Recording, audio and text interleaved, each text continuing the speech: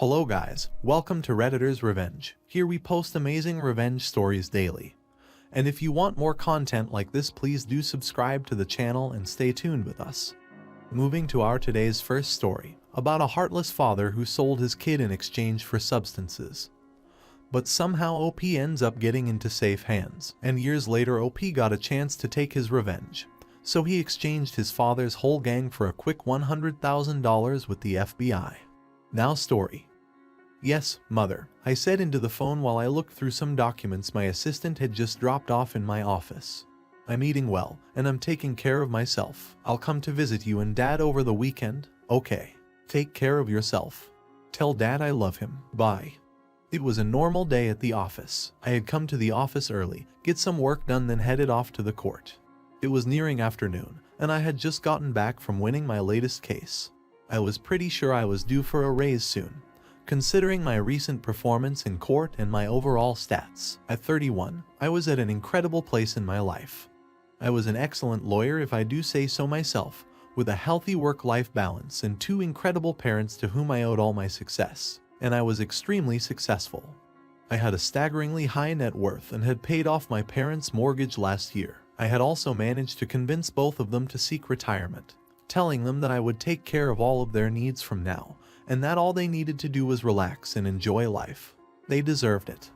I was interrupted from my thoughts by a knock on the door. It was Peter, the lawyer whose office was across the hall from mine. Jack, hey. A bunch of us are going out for lunch together. You want to come? Sure, I waved at him. Just give me a minute. I was pretty free for the afternoon, so I could take the time to go out with them. Over a delicious lunch, we got to talking about our recent cases. We were swapping courtroom stories when one of the guys spoke up. You know, I recently defended this guy who looked so much like you. It was incredible. You could have been twins except for the significant age gap, of course. Really, I was intrigued. You got a picture? Yeah, probably. He picked up his phone and tapped a few keys. This is him. He held up the phone for me to see. I looked at the man in the picture, shocked. He did look exactly like me. For a second, I thought it was my father. I didn't know exactly what he looked like since I hadn't seen him in a while, but he looked vaguely like the man I remembered. What did he do? I asked my friend.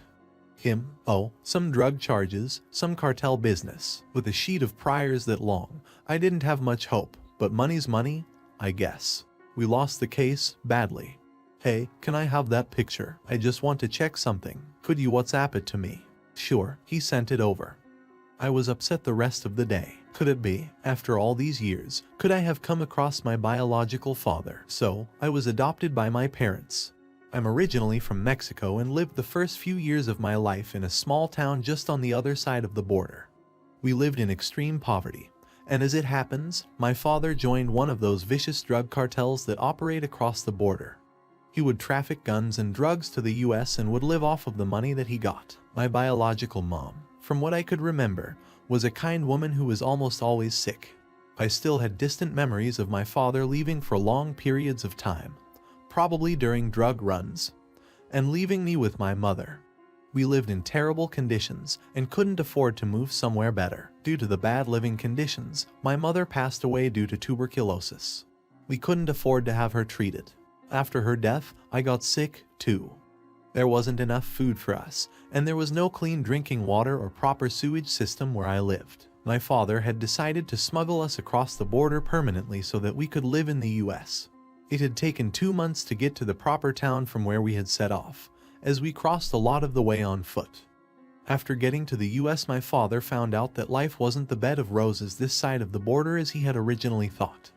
He couldn't find a job that paid enough to support us, and when he did have money, he drank it all away. He fell in with a group of gang members in the town, and they got him hooked on coke and heroin. Soon, my father turned into an alcoholic druggie who physically abused me, and when the money ran out, he decided to sell me off to a group of meth heads in exchange for some money. Shortly after that, the police conducted raids on suspected gang hideouts in that part of the town. They rescued me and gave me to Child Protective Services. I had been just 7 years old then. I have shifted around to a few foster homes but disliked all of them and returned to the orphanage. By now, parents had been childless at that time and had decided to adopt a child. They had visited me and had wanted to adopt me. The court had approved their request for adoption, and they had brought me home to live with them shortly thereafter. They had treated me excellently and had brought me up just like they would have their real child. They sent me to all the best schools, gave me the best education, and all the luxuries in life I could ask for. I had never thought about my father after coming to live with them, but seeing the picture brought back memories. The next weekend, I went home and showed my parents the picture. My parents were surprised but confirmed that it was indeed my father. They then told me that I probably didn't remember this, but 3 years after I had come to live with them, my father had visited them. He was sorry about what he had done but knew that he couldn't take me back. He had secretly come to meet us, being on the run from the cops. He had left, telling us that he was going back to Mexico. He had left a couple of phone numbers with my parents, belonging to his brother and sister, and had told my parents to give them to me if I ever wanted to meet somebody from my biological family. I told my parents that I was going to try to find them now. I had called my aunt a few times over the years and had always been glad to hear her voice. She seemed like a nice lady when we talked on the phone. I called her again and asked her about her details. I told her that I wanted to come and visit them and wanted to see my hometown and how different it was from here. She said that she would love to have me and gave me details about her house and hometown, saying that she hoped to meet me soon. I said about trying to find more details from their family, looking them up online and on social media. I got my buddy, a cop, who helped me out occasionally on cases, to find me details of my father's extended family, particularly those who had ever been suspected of gang involvement or who had crossed the border ever for some reason. I had a big plan forming in my mind, and I needed to check things thoroughly. I found a person of great interest. He was my father's brother and would serve as my main way of getting my revenge. Shortly afterward, I went to Mexico to visit my brother's sister, and through her, I got an introduction to my uncle. My uncle, after finding out who I was, received me warmly and welcomed me into the family. He insisted I stay with them and introduced me to all the members of my father's extended family. I had taken an extended vacation from work and told them that I would be staying a while. They were all extremely interested in the fact that I was a lawyer and wanted to know a lot about my work. Obviously, I knew that they wanted to avoid further dealings with the police and wanted to know how to reduce their sentences if they ever got caught. I told them all they wanted to know, pretending I had no idea what they were up to. I spent 6 whole months making friends with them and other people who I knew for sure were cartel members. They were very careful not to let me know about what they did and were careful not to let me overhear anything suspicious. Finally, I started hinting that I might stay in Mexico for a longer time, getting to know my family and maybe choosing to live here permanently. I told them that I didn't really like being a lawyer and only did it for the money. Soon after I had this conversation with my uncle, he invited a bunch of people over to the house one day. After entertaining them and eating dinner, they sat down with me and told me the truth about how they were cartel members and they had illegal dealings throughout Mexico and across the border. My uncle and his friends made it sound like they weren't doing anything wrong and were just feeding their families. I went along with everything and pretended to sympathize with them, telling them that I understood and that we all did what we had to for our families. They then told me about their plan about using me to smuggle drugs into the country. They said that I could talk them through all the legal processes and help them out if they ever got involved in something bad. I told them why not, it would be great to help out the family. I had pretty much learned all I could from them and was planning on making my escape back to the US soon with all of the information. Suddenly, one day, my uncle told me that my father had contacted him. He had told my father about me, and now he wanted to meet me. I was surprised and shocked to hear from him after so long. I loved my parents and honestly wanted nothing to do with my father. Selling me off had been the best thing he could have done for me as it led me to live a good life. But I wanted closure and wanted to confront him about what he had done. So I agreed to meet him one time in person. My uncle set up the meeting. I postponed my departure and traveled to meet him. When I got there, it was a shock to see him in person after such a long time. He looked older than I thought he would look and had grown a beard. His hair was going white, and he looked tired and weak. The first thing I did was ask him why he had done what he had and how he could live with himself. He started crying and said that he needed money for drugs and to get a gun since there were people to who he owed money and who were after him. He had to run away or they would have killed me. Selling me off was the only idea he had at that time. He said that he deeply regretted what he had done and that he wished he could go back and change what had happened. He begged for my forgiveness and told me that he wanted to build a relationship with me. I asked him what he was doing now, and if he had gotten his life around now. He told me that no, once you join a cartel, they don't let you go till you die. He told me that he was involved with a branch of the same cartel my uncle and his other family were involved in. I decided to find out more information about his current gang members too, as it would be beneficial to my case. I pretended to forgive him, saying that he was right and that we shouldn't waste the time we have, since after all, we're family. He was so desperate to grow close to me that he told me everything that I asked.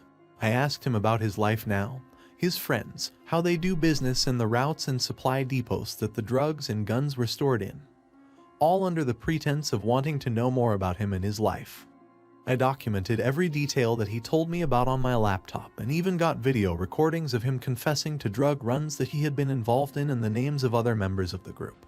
I also stole some information related to the gang that he had kept in his residence.